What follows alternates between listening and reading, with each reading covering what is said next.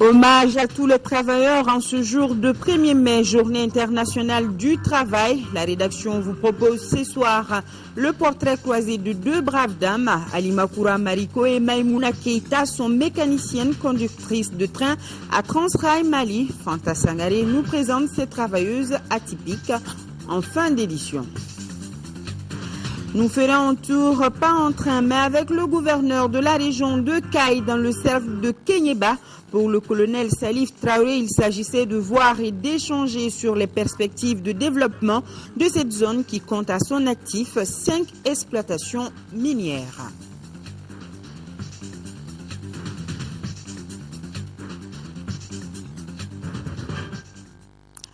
Mesdames et messieurs, bonsoir. Vous avez raison de nous avoir choisis. Bienvenue à cette édition que j'ai le plaisir de vous présenter. Le Premier ministre Django Sissoko a reçu ce matin en audience une délégation de parlementaires allemands. Des parlementaires qui sont venus échanger avec le chef du gouvernement sur l'évolution de la crise sécuritaire et institutionnelle du pays. Après la primature, la délégation s'est rendue à l'Assemblée nationale. À noter que le Parlement allemand votera dans les prochains jours une nouvelle aide au développement en faveur du Mali. Bourama Traoré, compte rendu. Les parlementaires allemands viennent s'informer auprès du Premier ministre Django Sissoko sur les derniers développements de la crise au Mali. Entre le chef du gouvernement et ses hôtes, les échanges portent sur l'organisation de l'élection présidentielle au mois de juillet, les processus de réconciliation et la formation de l'armée malienne. Les députés allemands se disent confiants de l'avenir du Mali et assurent les autorités de la transition de leur soutien. Nous avons assuré que le Parlement allemand est avec une très vaste majorité disposée à aider ce pays à nous engager, non pas seulement dans ce processus de transition, mais au-delà, dans la stabilisation de la région et au développement économique du pays dans une façon très inclusive. Après cet entretien, nous sommes assez optimistes que ce pays est sur une bonne voie et nous voyons toutes les chances que les problèmes actuels soient surmontés. Surmontés pour permettre au Mali de reprendre sa place, toute sa place dans le concert des nations. À la primature, tout comme à l'Assemblée nationale, la crise sécuritaire et institutionnelle au Mali a dominé les échanges. Le président de l'institution, Younousi Touré, et ses homologues ont également parlé du renforcement de leur coopération. Une coopération jugée bonne. Le Parlement allemand a d'abord voté le mandat pour la présence militaire, pour notre contribution à EUTM, mais le Parlement allemand votera également l'aide au développement qui doit être une aide pérenne et non pas seulement une aide ponctuelle. Les parlementaires allemands quittent donc la primature et l'Assemblée nationale avec cet engagement. Un engagement qui ne peut que confirmer l'excellente relation entre l'Allemagne et le Mali. Un tour à l'Assemblée nationale où des membres du gouvernement Django étaient interpellés hier. Lors de la deuxième phase des interpellations et réponses, les députés ont pu être clarifiés sur certains points comme l'engagement ferme des autorités pour une libération totale de Kidal, le respect du calendrier électoral, les moyens mis à la disposition de l'armée. Adama Koudjo, les détails. Les députés se sont beaucoup intéressés à la question Kidal où l'armée nationale est toujours absente. Et les élus ne comprennent pas cela au moment où l'on parle d'organisation d'élections sur l'ensemble du territoire national. Comment peut-on comprendre que des troupes françaises, avec les troupes maliennes, puissent pourchasser les djihadistes jusqu'à Gao et Tombouctou et arriver à Gao, dire que ces troupes ne peuvent pas entrer à Kidal, que parce que l'armée malienne n'a pas de ressources? Nous ne pouvons pas comprendre cela, Monsieur le Président, et il est très difficile que si nous, les députés, ne comprenions pas cela, que de simples populations puissent comprendre. Si l'armée n'est pas à Kidal, il n'y a pas d'élection. La condition sine qua non des élections, c'est qu'il faut que l'armée soit présente à Kidal, et elle le sera certainement. Si les Ménélas ne se conforment pas aux prérequis définis par le gouvernement, les Ménélas restent un objectif à abattre.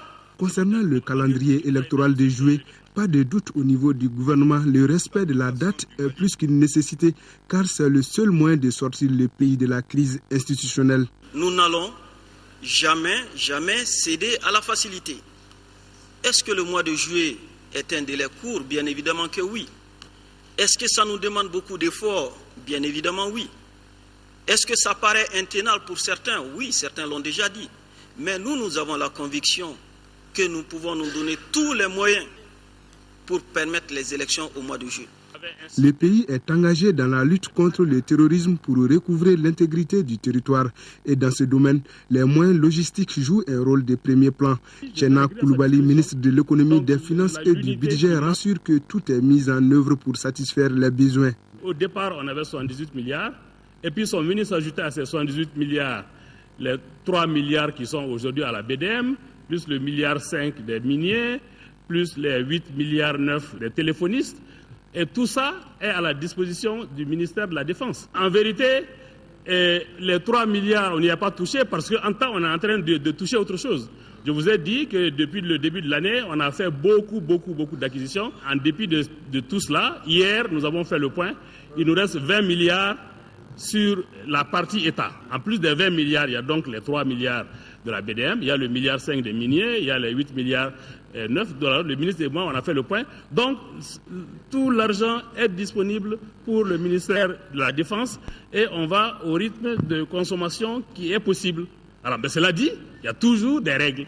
Lors de leur deuxième passage pour les questions orales, les parlementaires ont également évoqué les difficultés que rencontre le citoyen pour se doter de la carte d'identité nationale. Certains députés proposent l'augmentation de la durée de validité du précieux sésame. À propos des passeports maliens que possèdent des citoyens d'autres pays, le ministre demande la moralisation dans l'établissement de l'état civil. Certains passeports de citoyens vont au niveau des mairies. Ils se font délivrer des actes de naissance qui sont faux. Et vous trouvez que, au lieu même de mettre né vert, vous trouvez que des gens mettent né à tel lieu, telle date, à telle heure, alors que tout est faux. Alors que c'est donc sur la base de ces pièces que les forces de sécurité et les sous-préfets établissent les cartes d'identité. Donc il y a donc un défaut, n'est-ce pas, originel.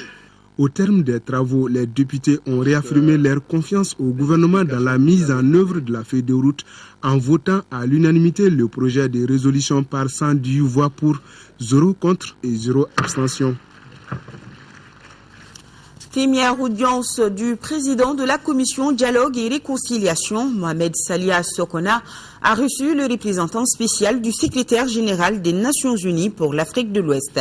Saïd Djinit est venu faire part de l'appui de l'Organisation des Nations Unies à la commission. Il l'a dit au micro de Aloussine Touré. Nous sommes venus, mon collègue David Gresley, qui est responsable de notre mission des Nations Unies à Bamako, et moi-même, venir faire une visite, rencontrer le président de la commission et les membres du bureau. D'abord pour le féliciter pour leur nomination à cette importante responsabilité au service de la nation. Une fois installé, parce que je crois que David a rencontré le président avant l'installation, mais il était important pour nous de venir, une fois installés, venir les voir, les saluer, les féliciter, mais aussi et surtout leur dire toute la détermination et de l'accompagnement des Nations Unies. Nous sommes venus avec toute l'équipe qui sont des experts en matière de dialogue et de réconciliation, et nous avons réitéré à M. le Président et à ses collègues de la Commission toute la détermination, encore une fois, et la volonté des Nations Unies d'appuyer le travail de la Commission. Il y a l'expertise que les Nations Unies peuvent apporter, l'échange d'expériences d'autres pays. Il y a aussi l'appui à tous les niveaux que la mission des Nations Unies qui vient d'être décidée, qui se déploiera au fur et à mesure, apportera pour permettre le travail de la Commission au plan matériel, logistique et d'autres considérations. Donc il y a beaucoup que les Nations Unies peuvent apporter à cette Commission, mais nous sommes venus, comme j'ai dit à M. le Président, surtout leur souhaiter plein succès, leur dire que nous comptons beaucoup sur le travail de cette commission, et comme nous soutiendrons cette commission, comme nous soutenons fortement le Mali au moment où il y a une tendance à l'apaisement, et nous sommes confiants que les choses s'amélioreront pour le Mali et que la commission apportera sa très grande contribution. À présent, ce chiffre, 200. Il s'agit de 200 ans d'indépendance des Pays-Bas. Pour marquer cette fête nationale, l'ambassadeur a offert un cocktail auquel ont pris part plusieurs membres du gouvernement, des diplomates accrédités au Mali et de nombreux ressortissants néerlandais. Youssouf Diakité était aussi présent pour Mali Actualité, son reportage. Et je vous signale que pour des raisons techniques, nous ne sommes pas en mesure d'identifier ce reportage et ceux qui vont suivre, nous nous en excusons. Youssouf Diakité. L'arrivée du nouveau roi William Alexander à la tête du Royaume des Pays-Bas à partir de ce 30 avril 2013 est l'une des informations clés données par l'ambassadeur Martin Brou. Martin Brou s'est ensuite apaisanti sur le bilan des 3 décennies de coopération fructueuse entre les Pays-Bas et le Mali. Depuis plus de 30 ans, de bonnes relations existent entre le Mali et les Pays-Bas. Des relations basées sur la solidarité, l'amitié et des intérêts respectifs. Intérêts respectifs? Oui.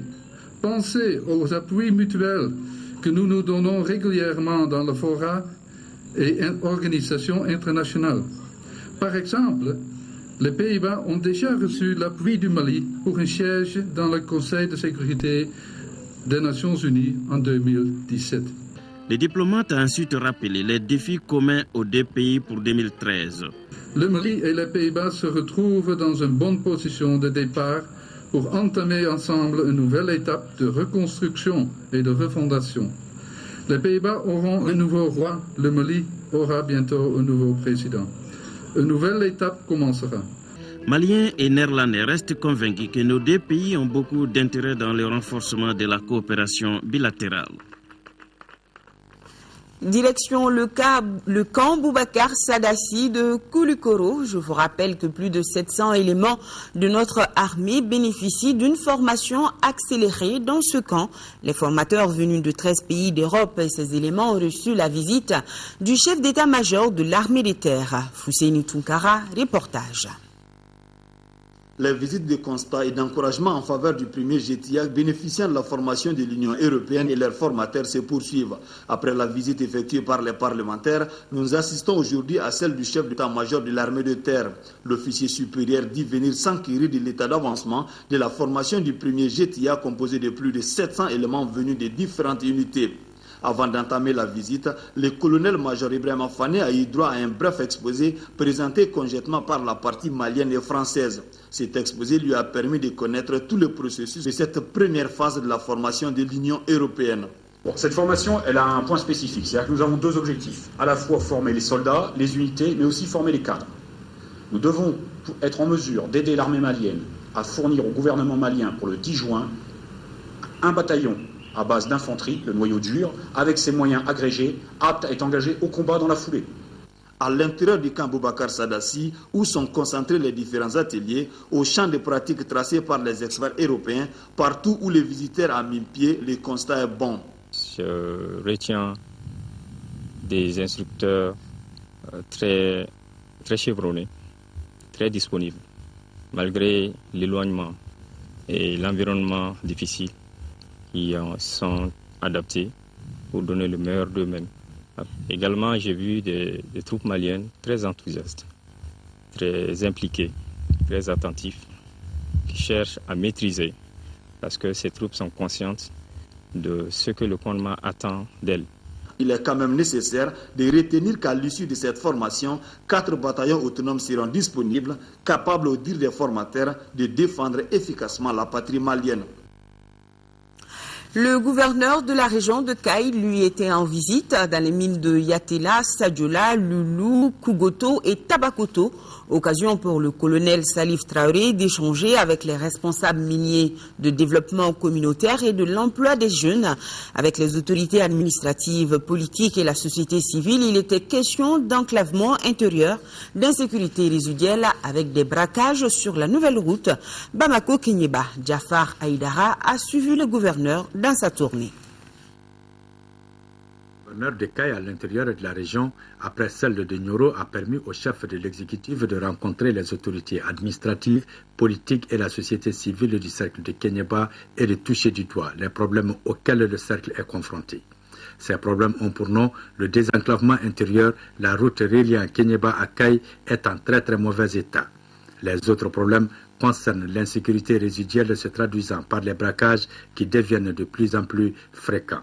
Le vol de bétail, la pollution de l'environnement par les orpailleurs. Cette visite a été l'occasion d'échanger sur la situation sécuritaire et politique de notre pays et sur les élections de 2013. Le matériel électoral est sur place à Kéniéba. Il me paraît utile de rappeler les actions déjà entreprises ou en cours. L'inventaire et la mise en état du matériel électoral, l'identification des lieux de vote, la création des commissions d'organisation au niveau du cercle et des arrondissements. Au cours de cette visite, le colonel Salif Traoré s'est rendu dans toutes les mines d'or de la région. Il a échangé avec les responsables des mines sur le développement des communautés qui vivent autour des mines. Il leur a demandé de soutenir les projets de développement communautaire et donner la priorité à l'embauche des jeunes. Kéniéba représente une grande partie de l'économie malienne aujourd'hui à travers les sites miniers que le cercle abrite. Et il fallait que je vienne m'entretenir avec les autorités administratives, politiques et la société civile pour prendre leurs préoccupations, les analyser, faire ce que nous pouvons faire au niveau régional et transmettre ce que nous ne pouvons pas au niveau national. Nous en avons profité également pour rendre une visite de courtoisie dans les sociétés minières, voir ce qu'elles font, surtout leur contribution au niveau du développement local. Le gouverneur a d'autre part visité le chantier du motel du conseil de cercle qui est en finition. Les travaux sont financés sur les fonds de privatisation de la Sotelma. Le colonel Salif Traoré a enfin inauguré le logement annexe du préfet financé par les mines de Lolo et de Gungoto pour plus de 20 millions de francs CFA pour atténuer les problèmes de logement qui constituent un casse-tête dans le cercle de Kéniéba. Et je vous informe que les ministres de la Défense du continent ont bouclé hier mardi 30 avril à Addis Abeba en Éthiopie leur 6e réunion ordinaire sur la défense, la sécurité et la sûreté. La délégation malienne à la rencontre était conduite par le colonel Abdrahman Babi, conseiller technique au ministère de la Défense et des anciens combattants. La rencontre s'est penchée sur le rapport de la présidente de la commission sur l'opérationnalisation de la capacité de déploiement rapide de la force africaine en attente et la mise en place d'une capacité africaine de réponse immédiate aux crises. C'est ce qui nous dit Alassane Diombélé depuis la capitale éthiopienne. Dans la région de Sikasso, les préparatifs de l'élection présidentielle se poursuivent bien et même très bien. Pour informer les cadres et les élus régionaux de ce bon déroulement, le gouverneur Mahamadou Djabi a initié une rencontre. Idrissa Goulou Sissoko nous en parle. En région de Sikasso, les autorités régionales s'activent pour mobiliser les cadres et les élus autour des élections. Après avoir fait le tour des cercles de la région où il a été question des préparatifs de l'élection présidentielle de juillet prochain, le gouverneur Mahamadou Djabi vient de rencontrer les cadres et les élus régionaux. Au menu des échanges, la liste électorale, le vivier des agents électoraux, la carte Nina, la distribution des cartes. Il ressort que dans tous les cercles, les commissions sont à pied d'œuvre. Le matériel électoral est sur place. Pour le moment, je suis très satisfait de l'état de préparation. On attend également de comprendre certains aspects qui sont liés à la relecture de la loi. L'élément clé, c'est les préparatifs de la distribution des cartes Nina. En ce qui concerne les équipes, nous avons suffisamment de ressources humaines. Et la Commission électorale nationale indépendante CENI mobilise ses troupes. J'ai eu l'occasion de rencontrer tous les démembrements de la CENI qui ont été formés aux outils de supervision et de suivi des opérations électorales. Et nous avons fait de bonnes séances de travail. Nous avons constaté également que l'administration est très avancée par rapport à la préparation du processus électoral. Pour la réussite de ces élections en région de Sikasso, le gouverneur sollicite l'implication de tous les acteurs. Non, au niveau de la région, vraiment, c'est ce que j'avais dit, il n'y a pas de problème particulier. Tout le matériel pratiquement est en place. Et les préfets sont partis à Bamako, on fait les derniers réglages avec la DGE, le centre de traitement des données. Donc nous n'attendons que le reste de l'exécution du chronogramme. Sinon, au niveau de la région, nous n'avons pas de problème particulier.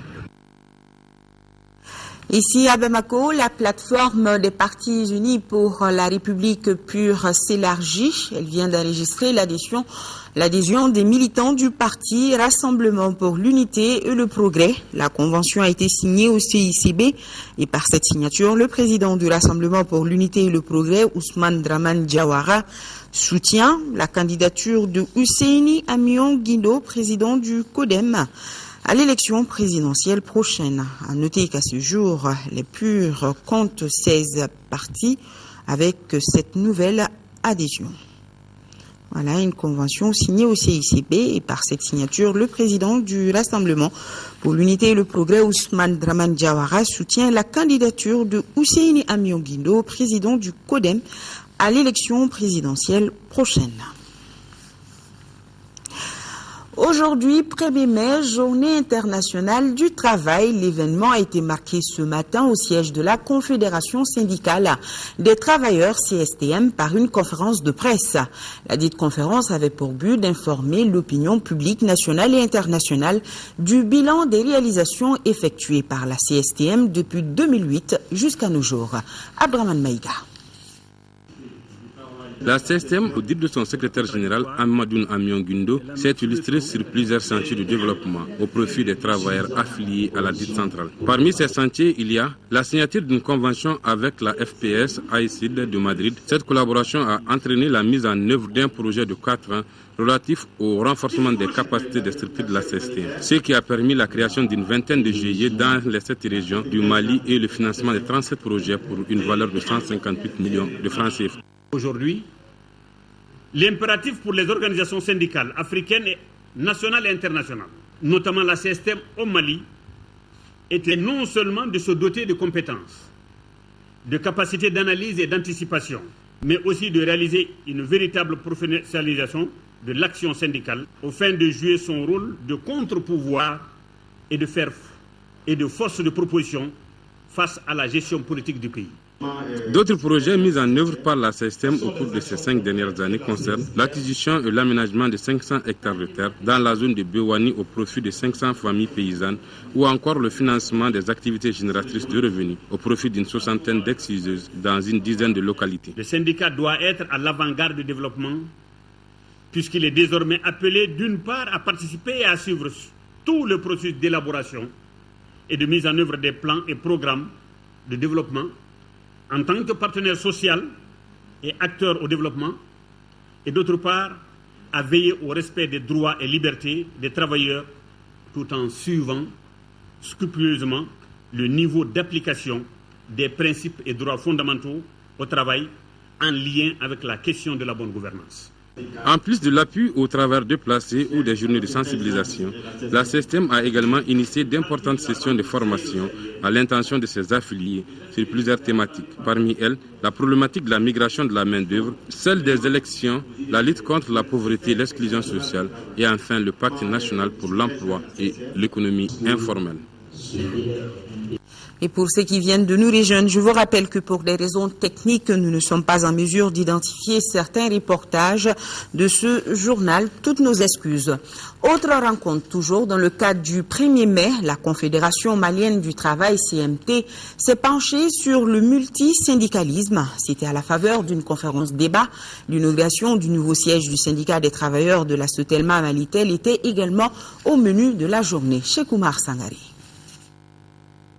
Situation actuelle du pays oblige. Les défilés et autres manifestations ont cédé la place à une conférence débat.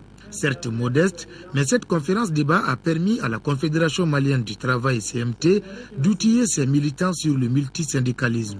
Au centre des débats, historiques, enjeux et perspectives du multisyndicalisme.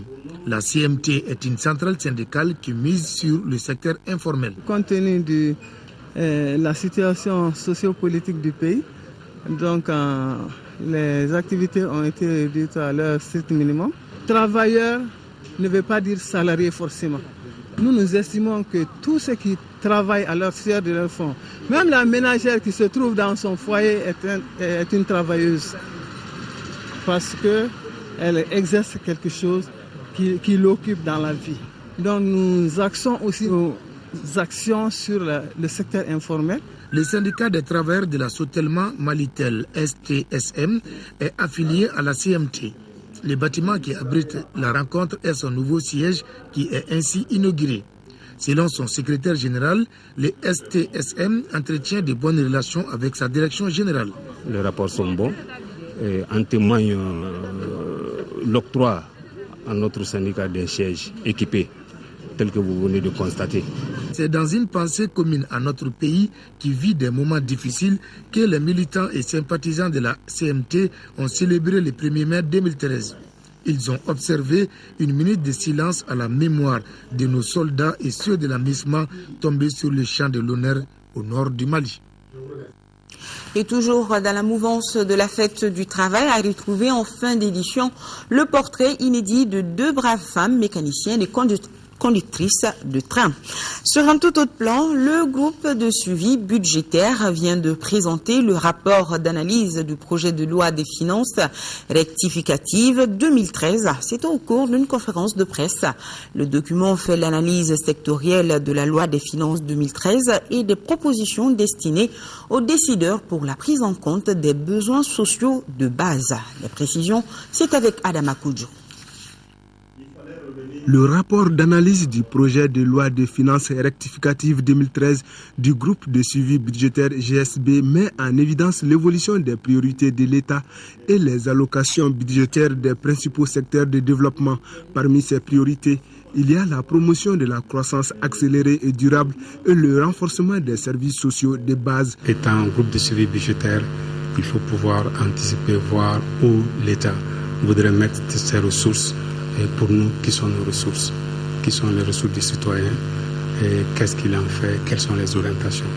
Nous avons analysé sous ces différents angles et il se trouve que en des moments où il y a des difficultés, où on pense qu'il faut réduire les charges, on retrouve que les charges augmentent. Pour l'amélioration des conditions de vie des populations, un certain nombre de propositions sont faites dans le rapport. Aujourd'hui, le pays a besoin d'une armée forte, d'une armée qui peut sécuriser l'ensemble du territoire et des citoyens, sinon de tous ceux qui vivent sur le territoire malien. Nous disons que cela est extrêmement important. Mais ça ne doit pas nous faire perdre de vue que le sous-développement est aussi une cause d'insécurité. Donc, l'accès aux services sociaux de base, éducation, santé, la sécurité alimentaire, l'accès à l'eau potable constituent aussi des priorités qu'il ne faut pas négliger du tout. Les questions des hommes des médias ont porté essentiellement sur la définition de la loi des finances, l'incidence des ressources minières sur les besoins budgétaires. La paix revient au Mali et on peut éventuellement s'attendre à un rapide redémarrage du tourisme. C'est pour cela que l'Agence nationale pour l'emploi a initié en 5e région la formation de 268 guides professionnels de la région de Mopti et ceux déplacés des régions du nord du Mali. Le programme est intitulé Programme de formation, de reconversion et de réinsertion des guides touristiques. Yacouba Maïga, correspondance. Le programme conjoint de formation, de reconversion et de réinsertion des guides de tourisme va s'articuler autour de 2 volets essentiels.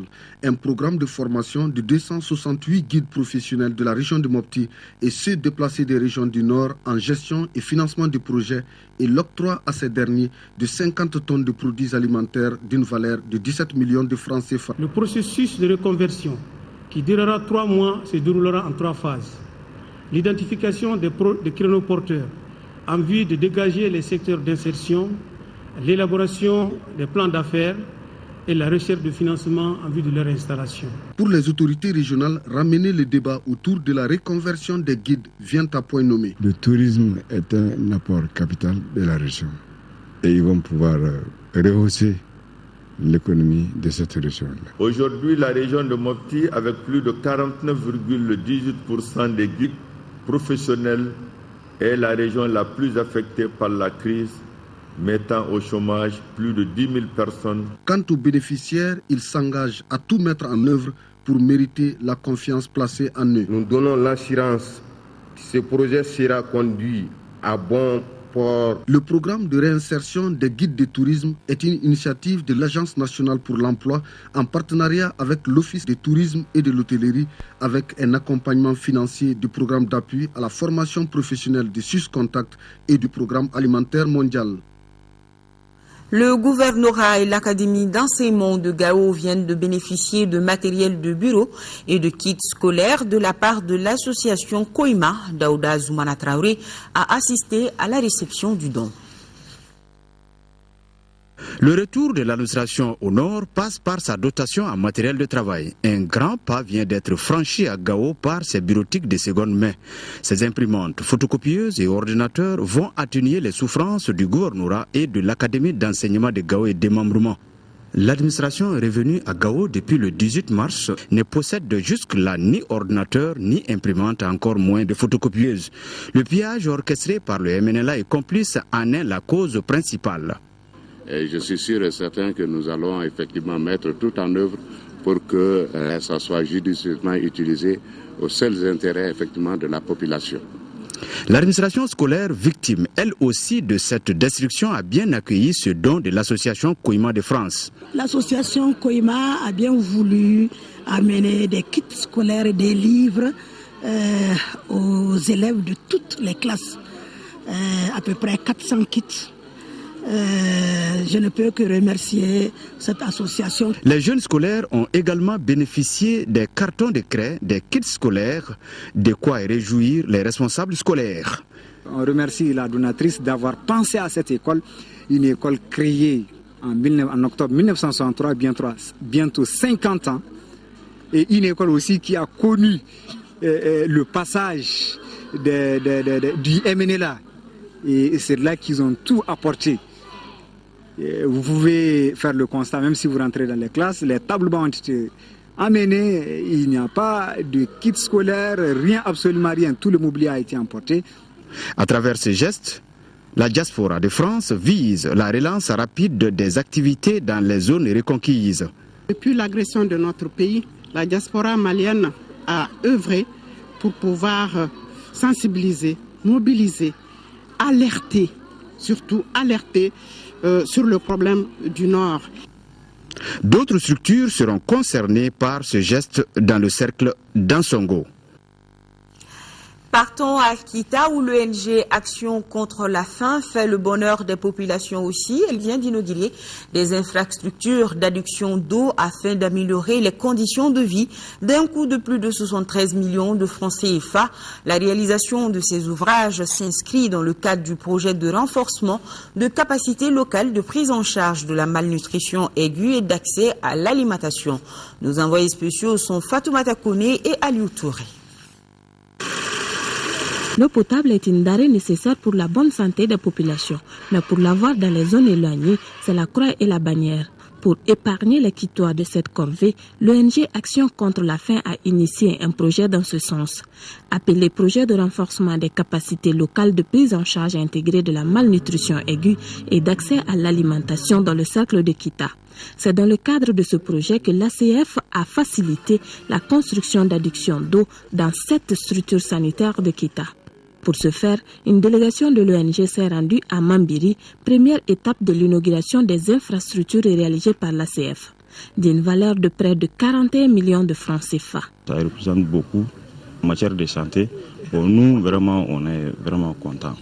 Parce que sans l'eau, il n'y a pas de santé, surtout de l'eau potable. Après Mambiri, direction sur Banandougou, située à 40 km de Kita. Une des 17 localités bénéficiaires de latrines équipées de dispositifs de lavage des mains, d'un coût global de près de 32 millions de francs CFA. Dans l'espoir que ces matériels et équipements permettront de remettre l'hygiène et l'assainissement au centre des préoccupations des centres de santé, avec une plus grande implication des agents de santé, je vous prie de bien vouloir prendre toutes les dispositions nécessaires pour un usage rationnel. Ces ouvrages réalisés contribueront à renforcer les capacités des centres de santé et à sauver des vies humaines, particulièrement nos enfants qui constituent l'avenir de demain. Au total, l'ONG ACF a réalisé 44 cabines avec rampes d'accès d'eau dans près de 24 villages de Kita, des réalisations financées par l'Union européenne.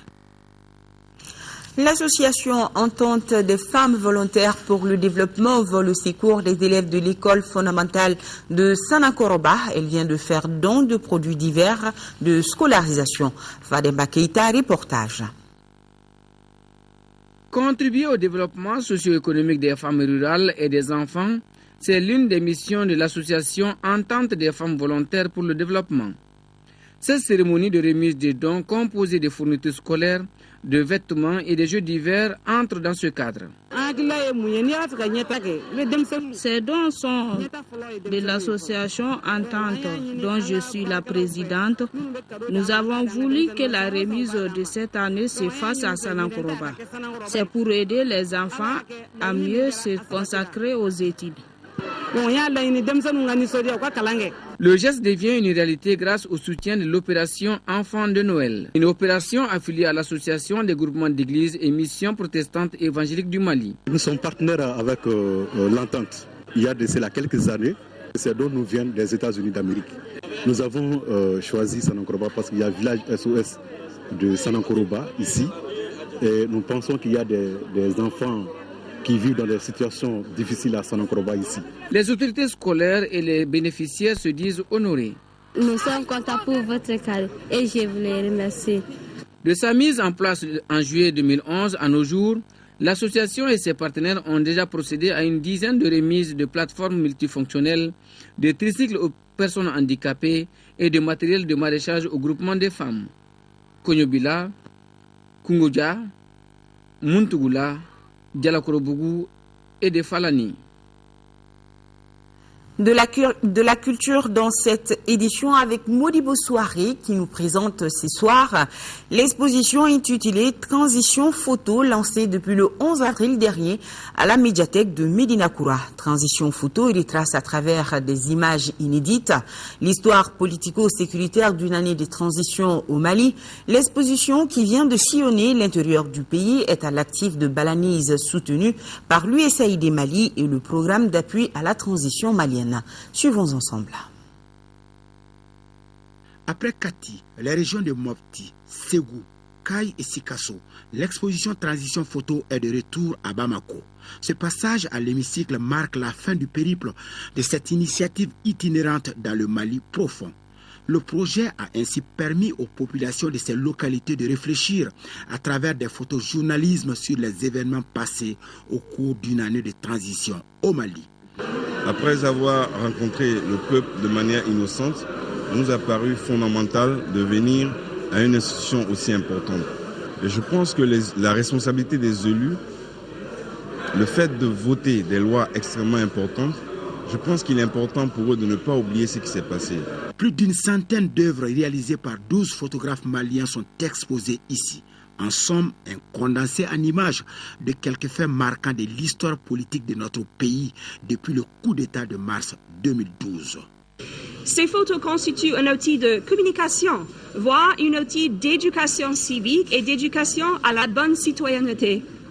Il y a toujours de nombreuses questions et de doutes en période de transition, mais vous pouvez aider à apaiser les doutes de vos concitoyens à travers la communication.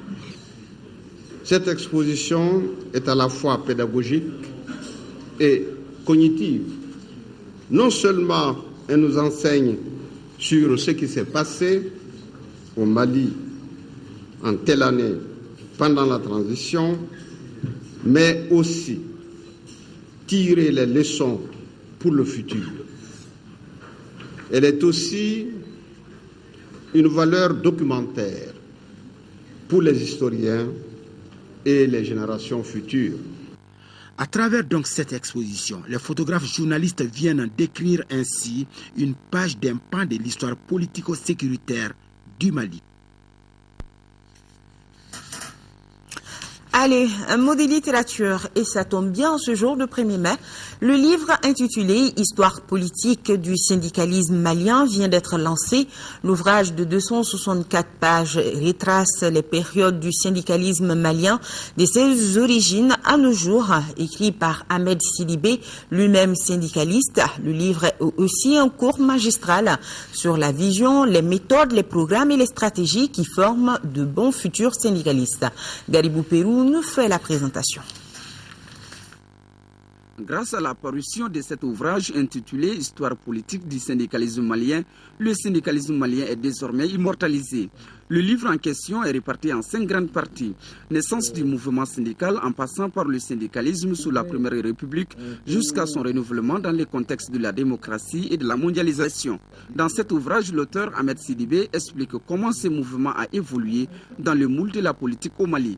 La rareté des documents relatifs au mouvement syndical, rareté provoquée par l'autodafé des archives. Il fallait chercher à reconstituer une certaine mémoire de l'Union nationale des travailleurs du Mali.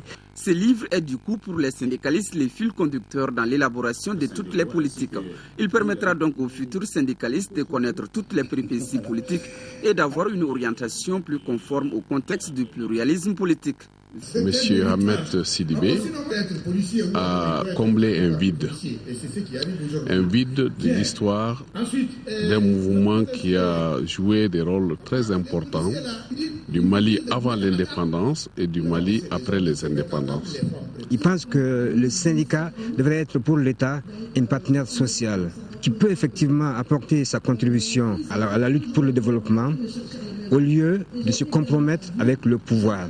Le natif d'Ekaï, Ahmed Sidibé, a débuté l'activité syndicale en 1971, en témoigne l'ouvrage.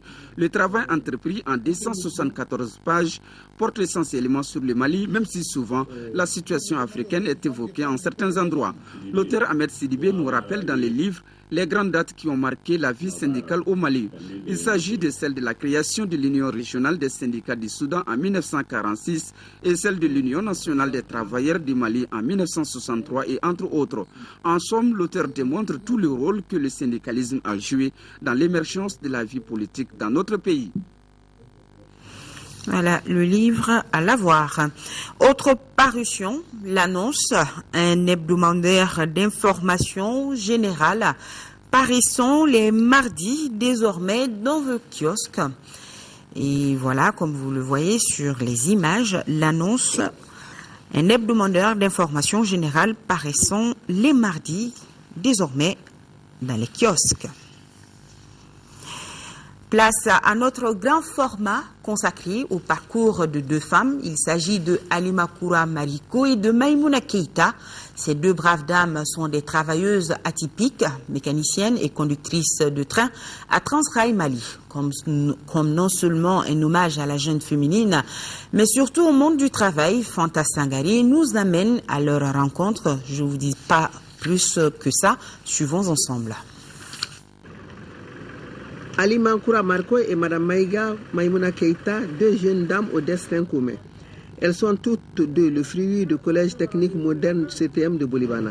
Sorties avec un brevet de technicienne, nos 2 dames ont fait leur premier pas comme techniciennes à l'énergie du Mali. À Transrail, elles ont été admises par voie de concours de recrutement. Âgée de 34 ans, Alima est très discrète et tenace. Elle dévoile très vite ses capacités et son habileté. J'ai pris l'essor parce que je voulais avoir un travail. Donc j'ai vu que le Transrail a besoin de faire un recrutement pour les techniciens. En un premier temps, ils nous ont mis en instance pour dire que les femmes ne viennent pas ici pour la conduite. Un jour, ils m'ont appelé pour venir faire le concours. J'ai passé. Donc, après, on est rentré faire la formation pour 9 mois et je suis sortie majeure de ma promotion. Mariée, mère d'un garçon âgé de 32 ans, Mme Maïga Maïmouna Keïta pense qu'il faut réussir quel que soit le métier sans considération du sexe. Surtout quand on est allé à la même école que les autres. J'ai fait le brevet technicien pour l'électromécanique, sorti avec mention assez bien. Ensuite, je suis venue ici pour faire la formation d'aide-conducteur de train. Surprise et inquiétude au moment du dépouillement des dossiers, mais puisqu'elles ont osé et cru, il fallait se jeter à l'eau.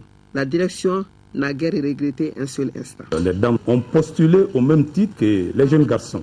Et après avoir examiné leur dossier, elles répondaient toutes aux critères de sélection et les dossiers ont été approuvés, elles ont compétit et le résultat était satisfaisant. Depuis leur arrivée à la régie, ces 2 dames se sont montrées exemplaires.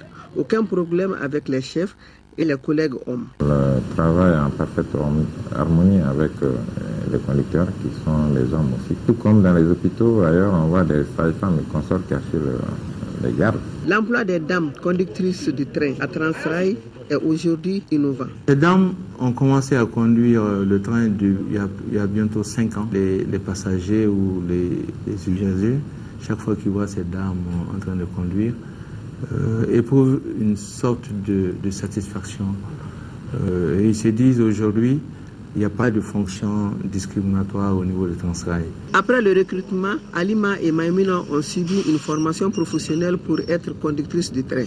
Cette première formation a été sanctionnée par l'octroi d'un brevet 229 qui leur donne droit à la manœuvre d'un train. Elles sont au top, elles se respectent, le travail se passe très bien. Au-delà du manœuvrage à Korofina, elles vont souvent à la gare de Bamako et Kati pour le ramassage des wagons. Nos 2 dames assistent les hommes à la conduite, ce qui nous a permis de faire la ligne Bamako-Kati avec Alima, notre mécanicienne accompagnait un train voyageur. Elles ont eu une formation technique, donc elles sont utilisées en même temps que les hommes, dans le même roulement. Donc elles travaillent correctement et elles sont assurées dans le travail. La conduite, je me réjouis beaucoup de ça parce que dans le temps, le phénomène n'existait pas. Je peux dire que c'est une des premières fois sur pratiquement tous les réseaux africains.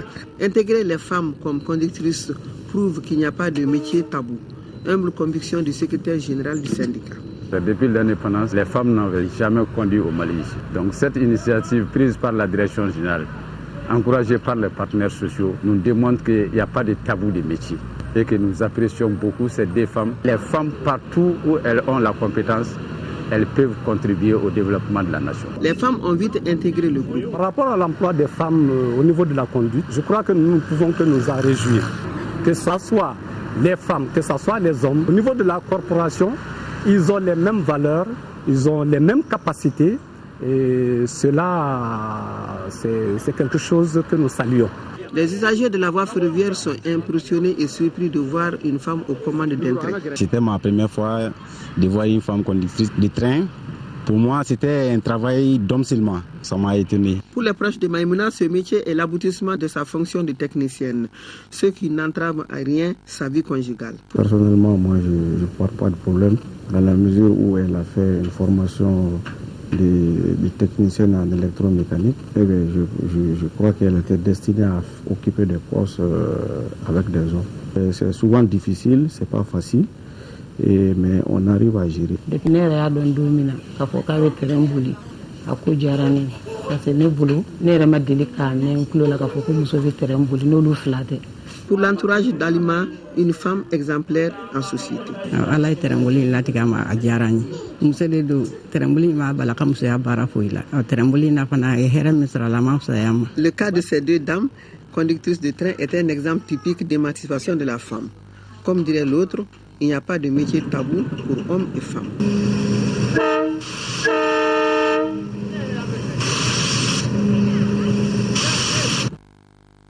Et puis c'est joli, ces femmes conductrices de train.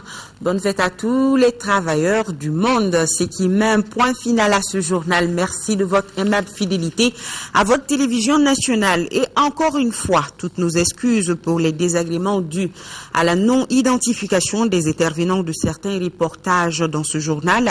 Nos ingénieurs sont à pied d'œuvre afin de trouver rapidement une solution à ce problème technique. Je vous retrouve avec le même plaisir renouvelé demain dans nos éditions du soir à 10h et à 13h. Vous serez avec Aïssata Ibrahim Maïga. D'ici là, bonne suite de programme. Passez une excellente nuit de sommeil.